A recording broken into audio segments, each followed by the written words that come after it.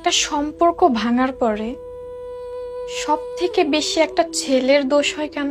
আমি জানি না, একটা মেয়ে হয়ে তুমি এত সুন্দর একটা প্রশ্ন করবা আমি আশা করি নাই। ছেলেরা না, নাম্বার 1 গুছাই মিথ্যা কথা বলতে পারে না। নাম্বার 2 তারা ফ্যাক করে কাঁদে ফেলতে পারে না। নাম্বার 3 ভনিতা করতে পারে না, নাটক করতে পারে না। সম্পর্ক কারো একার দোষে ভাঙে না।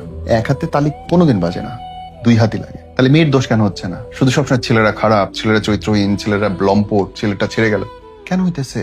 কারণ মেয়েটা আরামসে কান্না করতে করতে, চোখের জল ভাসাইতে ভাসাইতে, পদ্মা মেঘনা যমুনা এক করতে করতে তার নামে কি বোধ গাইতেছে, দুর্নাম করতে পারে।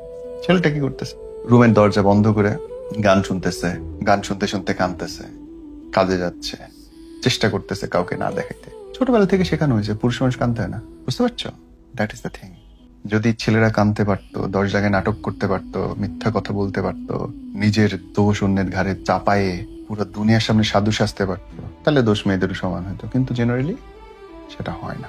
নাম ভেরি গ্ল্যাড তুমি এটা আস্ক করছো। আমি জানি এই উত্তরটা শোনার পরে আমার বান্ধবীরা হেভি পিটাবে আমারে, but it's okay, this is reality. আমি বলবো এখন যে কোনো ব্রেকআপ কিংবা ডিভোর্সের 99% দোষ থাকে মেয়েটার। ছেলেদের 1% দোষ। কি দোষ? সে যে কোনো জায়গায় মুখ দেবে, বাকি 99টা দোষ অপরপক্ষ।